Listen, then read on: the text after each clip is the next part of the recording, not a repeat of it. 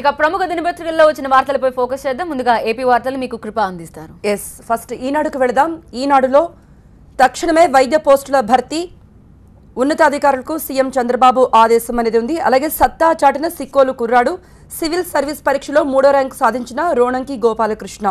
తర్వాత అసుర నేల మధ్య దాసరికి అంతిమ వీడ్కోలు అనేది ఈనాడులో మనం ప్రముఖ వార్తగా మనం చూడొచ్చు. నెక్స్ట్ ఆంధ్రజ్యోతిలో జనం బాట, ప్రజల్లోకే పోదాం, 3 ఏళ్ల అభివృద్ధిని చెబుదాం, రేపటి నుండి నవ నిర్మాణ దీక్ష అనే ఒక వార్త చూడొచ్చు. తర్వాత టీచర్లకు 8 ఏళ్లు, హెచ్ఎంలకు 5 ఏళ్లు, సర్వీస్ పూర్తయితే తప్పనిసరి బదిలీ, టీచర్ల బదిలీ మార్గదర్శకాలు అనేది ఉంది. అలాగే సివిల్స్లో నందివర్ధనం, పలాస కుర్రోడికి సివిల్స్ పట్టు అనేది ఆంధ్రజ్యోతిలో ప్రధాన వార్తగా చూడొచ్చు. ఇక సాక్షికి వెళదాం. సాక్షిలో తిమింగ్లాలను వదిలి తహసీల్దారులపై వేట, విశాఖ భూ కుంభకోణాల్లో విచారణల వైచిత్రి, సూత్రధారులంతా అధికార పార్టీ నేతలే అనే ఒక వార్త ఉంది. అలాగే కాబూల్ రక్తసిక్తం, ట్రక్ బాంబుతో ఆత్మాహుతి దాడి అనేది ఉంది. సివిల్స్లో తెలుగు తేజాలు అని ఒక వార్త కూడా మనం చూడొచ్చు. ఇక తెలంగాణకు సంబంధించి దేవి అందిస్తారు. ముందుగా మన తెలంగాణ దినపత్రికల్లో అన్ని పత్రికల్లో మనకు ప్రధానంగా కనిపిస్తున్న వార్త సబ్ రిజిస్ట్రేషన్లో జరిగిన అక్రమాలకు సంబంధించి పూర్తిగా కుదిపేస్తోంది ఆ వార్త.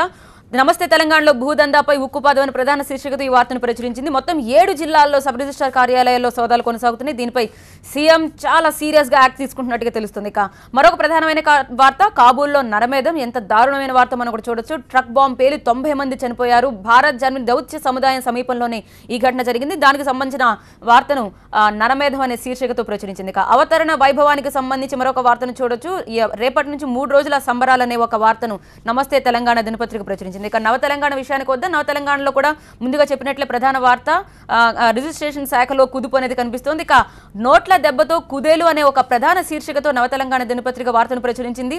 మోదీ పైకి హంగు ఆర్భాటాలతో అభివృద్ధిలో ముందంజలో ఉన్నామని చెప్తున్నప్పటికీ యాక్చువల్గా ఆ స్థానాన్ని చైనా కైవసం చేసుకుంది. భారత్ జీడీపీ వృద్ధి రేటు తగ్గింది అనే వార్తను ప్రధానంగా ప్రచురించింది. ఇక ఏం సాధించారని సంబరాలు చేసుకుంటున్నారంటూ 3 ఏళ్లలో 36,000 మంది రైతుల ఆత్మహత్య జరిగిందంటూ సిపిఎం చేసిన సవాల్కు సంబంధించిన వార్త నవ తెలంగాణ దినపత్రిక ప్రచురించింది. ఇక వార్తా దినపత్రిక విషయానికి వద్ద ఇక్కడ కూడా సమూల ప్రక్షాళన అనే ప్రధాన శీర్షిక కనిపిస్తోంది. రిజిస్ట్రేషన్ల శాఖ పనితీరుపై కేసీఆర్ ఆగ్రహం వ్యక్తం చేస్తున్నారంటూ, గతంలో రెవెన్యూలో పనిచేసిన ఐఏఎస్లపై ఆరా తీస్తున్నారంటూ ఈ వార్తను మనం చూడొచ్చు. ఇక కాబూల్లో ఉగ్ర విస్ఫోటనం అనేది మరొక ప్రధాన వార్తగా కనిపిస్తోంది.